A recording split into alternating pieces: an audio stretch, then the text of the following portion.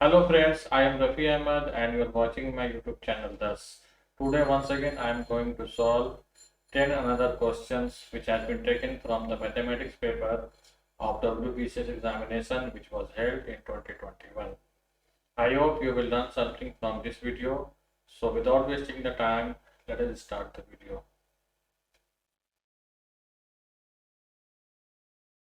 Question number 51. Abhishek sells a book at a profit of 20% and he had bought it at 20% less and sold it for rupees 80 less. He would have gained 25% the cost price of the book.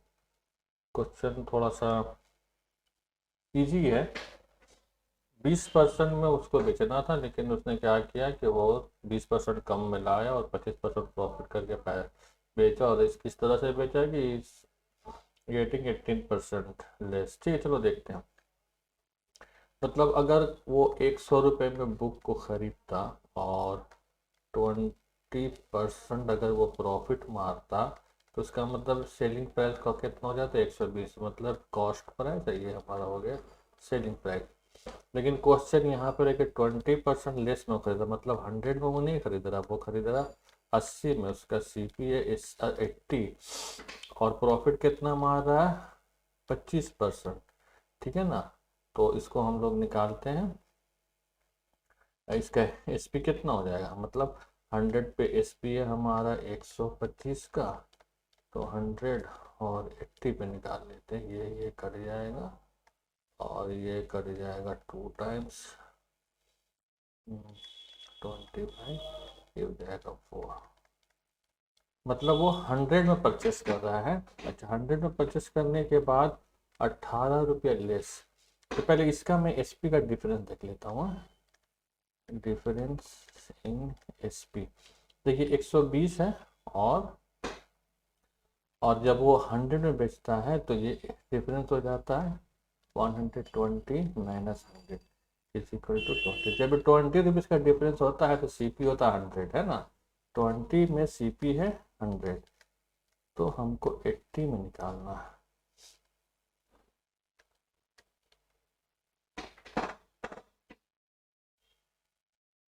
गलती कर दिया। 20 में तो sorry 18 है, sorry देखिए 18 है। ठीक है, तो ये कट जाएगा 10 टाइम्स, ये हो जाएगा 9, इधर से कटेगा 90, मतलब 90 रुपीज़ आंसर आ रहा है। तो D is correct answer. 90 rupees में वो खरीद रहा है। ठीक है, नेक्स्ट क्वेश्चन देखते क्या है।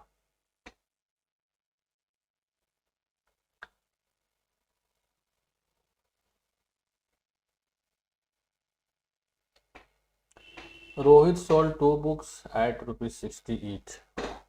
On one he gained 20%, on another he loses 20%. Then he made no profit, loss में। ठीक है, रोहित के पास 2 किताब है, वो दोनों को ही 60-60 रुपये में बेचता है, लेकिन बेचने में क्या होता है, एक पे 20% फायदा हो रहा है, एक पे 20% लॉस हो रहा है। तो हमको पता करना कि एक्चुअली उसका प्रॉफिट या लॉस क्या हो, ये पता कर लेना। ठीक है, तो पहले मैं गेन वाला देख लेता हूँ। गेन वाला में अगर उसका 60 रुपीज़ अगर उसका SP है और वो प्रॉफिट मार रहा है कितना 20%, है ना, तो उसका CP कितना हो जाएगा। तो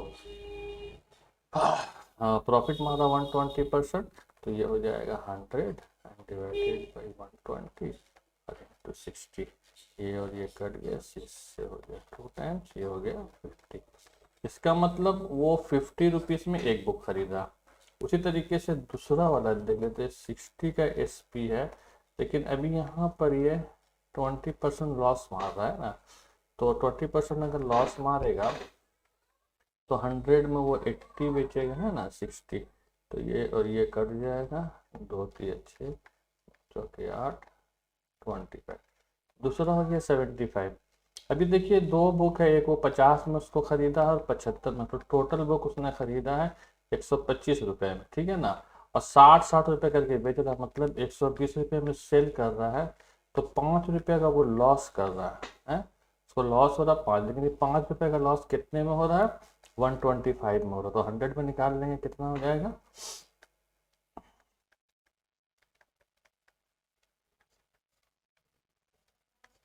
4, इसका मतलब 4% का उसको लॉस हो रहा है, तो B is correct answer, loss of 4%। चलिए नेक्स्ट क्वेश्चन देखते क्या है।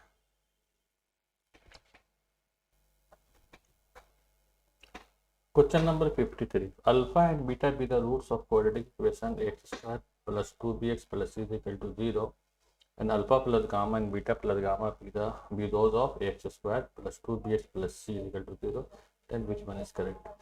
ठीक है, यहाँ कुछ रिलेशन है, रिलेशन को जरा आप गौर से देखिए, फिर उसके बाद इसको सॉल्व कर, ठीक है ना। तो सॉल्व करने के लिए पहले तो मैं इक्वेशन पहला वाला ले लेता हूँ।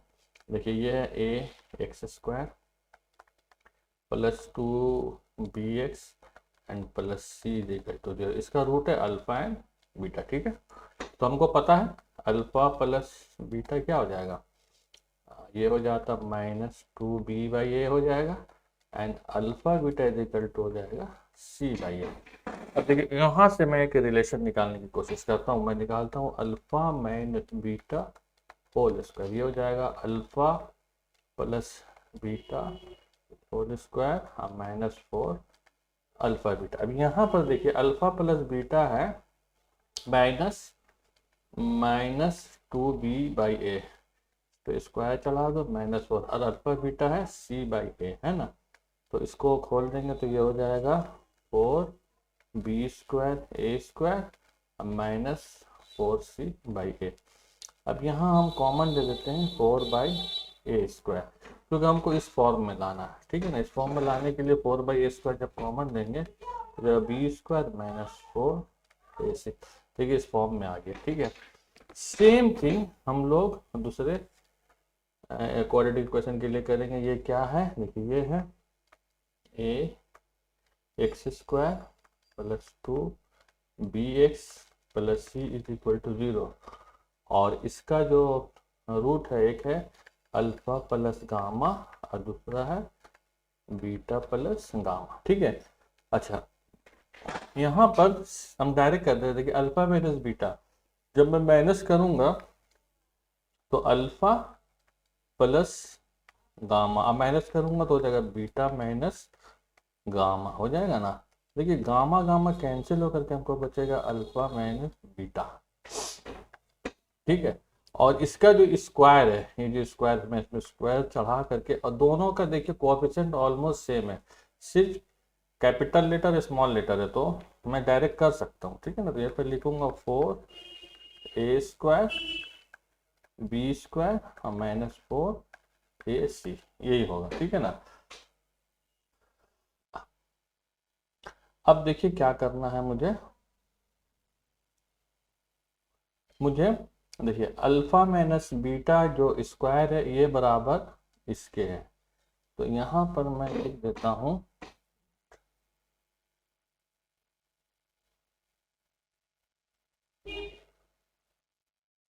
थोड़ा जगह शॉर्ट इसलिए, तो अल्फा माइनस बीटा स्क्वायर ये हमारे पास ये वाला पता है, तो यहाँ मैं डायरेक्ट लिख लूँगा 4a² and b² -4ac, this will be equal to 4a² b² -4ac। अच्छा ये 4 और 4 कैंसिल हो जाएगा, ये a² उठ के इधर आ जाएगा, a² b² -4ac, और ये a² इधर चला जाएगा तो a² b² -4ac। अब देख लीजिए किसके साथ ये मैच कर रहा है, ये वाला के साथ मैच कर रहा है, a² b²-4ac। हाँ, क्वेश्चन नंबर बी के साथ मैच, ये आंसर नंबर बी के साथ मैच कर रहा है, तो ये वाला ऑप्शन सही है। ठीक है, तो ये वाला ऑप्शन सही हुआ। नेक्स्ट क्वेश्चन देखते क्या है। चलिए क्वेश्चन नंबर 54 देख लेते हैं। If a is equal to 2021, b is equal to 2022, c is equal to 2023, then the value of c cube minus 3abc। देखिए इसका फार्मूला होता है, बहुत सीधा सा फार्मूला है, a³ plus b³ plus c³ minus 3abc, ये बराबर हो जाता है a plus b plus c half a minus b whole square plus b minus c whole square and plus c minus a whole square. अब आप देखिए a plus b plus c हो जाएगा 6 0 6 तीनों को जोड़ दीजिए, हाफ हो गया। और अंदर में देखिए सब हो जाएगा 1 + 1 + 1, क्योंकि -1 भी को तो स्क्वायर चल के प्लस हो जाएगा। इसको मैं काट देता हूँ, 3 0 3 3, तो 3 0 3 3 और इंटू 3 ये हो जाएगा 9 0 9। लेकिन unfortunately this answer is not available hair. पता नहीं, बहुत सिंपल सा लग रहा है। इसको अगर 2 से मल्टीप्लाई करेंगे तो 9099 आएगा। शायद यहीं कहीं गलती है, मेरा भी मिस्टेक हो सकता है, आप लोग चेक करके देख लेना, ठीक है। चलिए नेक्स्ट क्वेश्चन देखते। कभी कभी ऐसा हो जाता है, लेकिन मेरे ख्याल से हमको लगता है कि मेरा आंसर सही है। My answer is right, yes हमारा आंसर सही। देखता हूँ 55 question. The production of scooter rose 48,400 from 40,000. If rate of growth is 10%, then times। बहुत आसान है, मतलब पहले कितना था, 40,000 स्कूटर था ना, 40,000, और ग्रोथ कितना है 10% का, तो फर्स्ट ईयर में कितना हो जाएगा, इसमें आप जोड़ दो 4,000 4 हो गया। फिर वही 10% का ग्रोथ है ना, ग्रोथ कितना है 10% है, तो सेकेंड ईयर में कितना हो जाएगा 4, सॉरी यहाँ पर भी 4 होगा,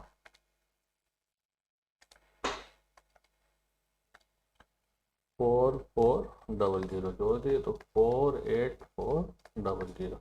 अभी देखिए 4800 ये तो आ गया, मतलब इसको आने में 2 साल लगेगा, 2 years। दीज करेक्ट आंसर, बहुत इजी क्वेश्चन था। चलिए ठीक है, क्वेश्चन नंबर 55 देखते हैं क्या। Satyajit is younger than Diganta by 8 years if their ages are in the ratio of 5:7। बहुत आसान है, दिगांता और सत्य 2 है, ठीक है ना।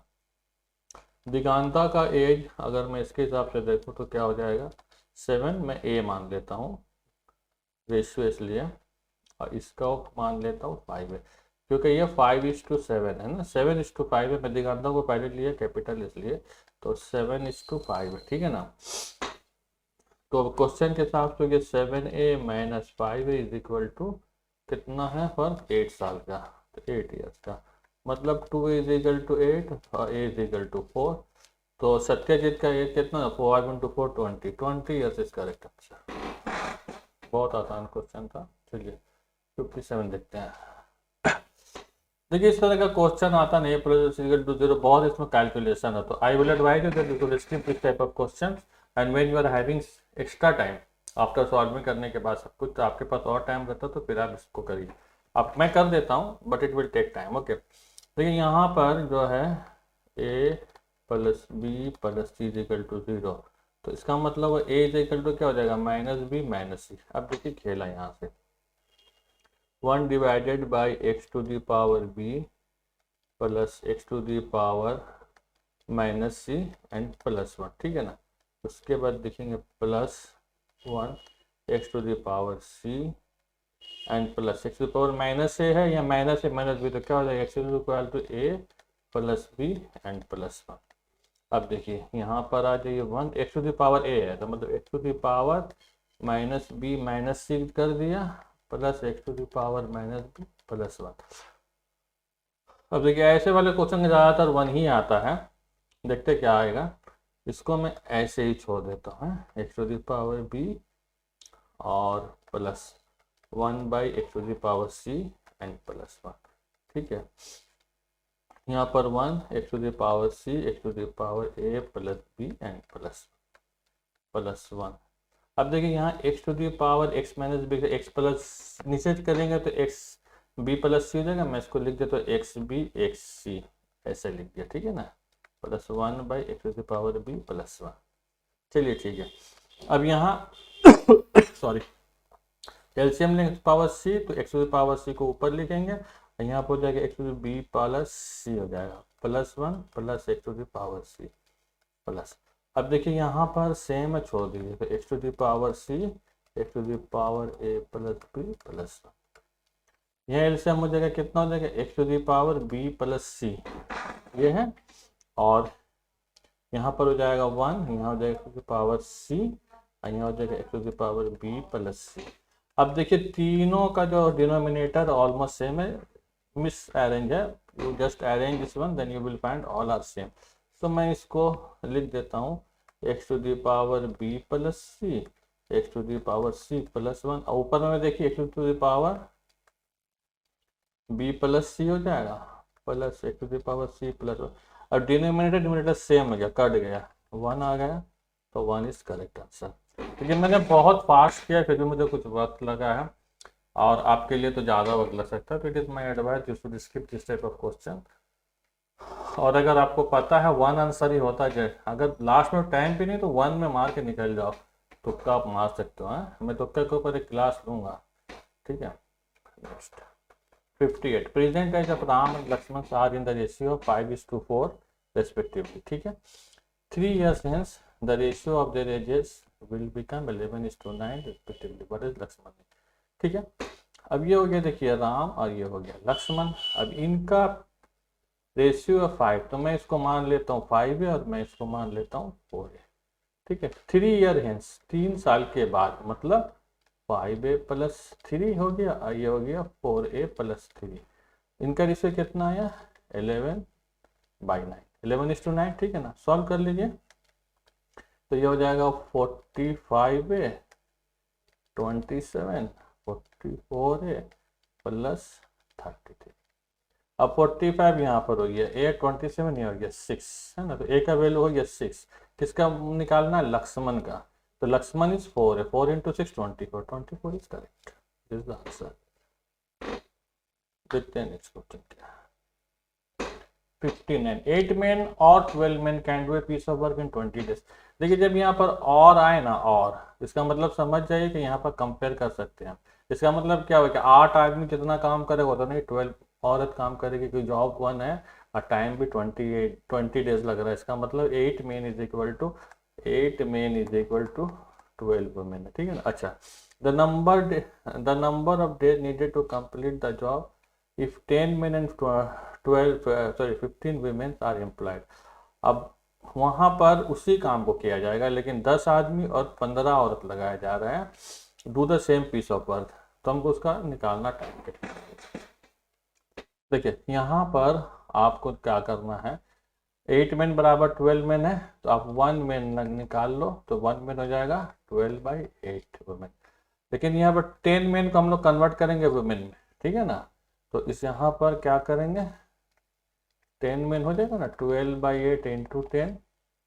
अब मैं इसको काट देता हूँ, तो 2 से 4 काटेंगे 5, और 4 से काटेंगे 3, 15 वुमेन। मतलब 10 जगह की जगह हम क्या कर रहे हैं, 15 औरत को लगा दिया, तो 15 औरत कितना हो गया, 30 वुमेन हो गया, है ना। अब देखिए यहाँ पर 12 वुमेन जो है उस काम को 20 दिन में कर रही, 12 मैन उस काम को 20 दिन में करे, तो 1 वुमेन काम करेगी × 12, और 30 वुमेन उसको कितने दिन में काम करेगी, निकाल लीजिए। 8 डेज लगेगा, 8 डेज करेक्ट आंसर, ठीक है। चलिए नेक्स्ट क्वेश्चन देखते हैं। A sum of money compounded annually becomes 550 in 2 years, and 500 in 2 years and 550 in 3 years. The rate of interest निकालना। तो इसके लिए क्या होता है, देखिए a बराबर होता है P1 + R/100 n। एक फार्मूला है, n क्या आपका टाइम, R रेट है, P principal upon n amount, ठीक है। अभी क्या करना, देखिए a की जगह पर मैं पहले 550 ले लेता हूँ, या चलो 500 ही ले लेता हूँ। ये हो गया 500, यहाँ पे लिखेंगे P, यहाँ पे लिखेंगे 1, R/100 2, ये इक्वेशन 1 हो गया। दूसरा इक्वेशन निकाल लीजिए, 550 P1 + R/100, और ये हो गया 3, ये हो गया 2। अब 2 को 1 से डिवाइड कर दो, तो हो जाएगा अब ये 550 ऊपर हो गया, 500 नीचे हो गया, ठीक है ना। और देखिए यहाँ पे हो जाएगा P1 + r/100 3 इन p1 प्लस r/100 2।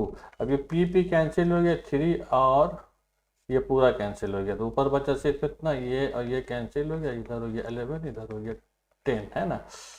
तो हो गया 11/10 इज इक्वल टू हो जाएगा 1 प्लस r/100।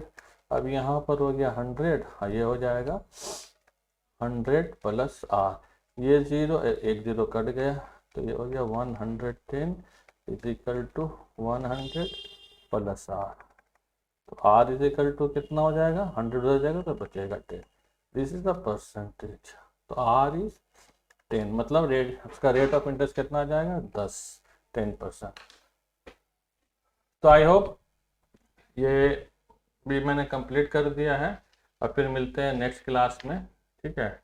वहाँ 61 से 70 तक करेंगे और जल्दी हम शुरू कर देते हैं आप लोगों का मैथमेटिक्स का क्लास, जहाँ पर मैं आपको डिटेल में फिर हर चीज़ समझाऊंगा। ओके, तो मिलते हैं फिर नेक्स्ट क्लास में। बाय बाय, अल्लाह हाफिज़।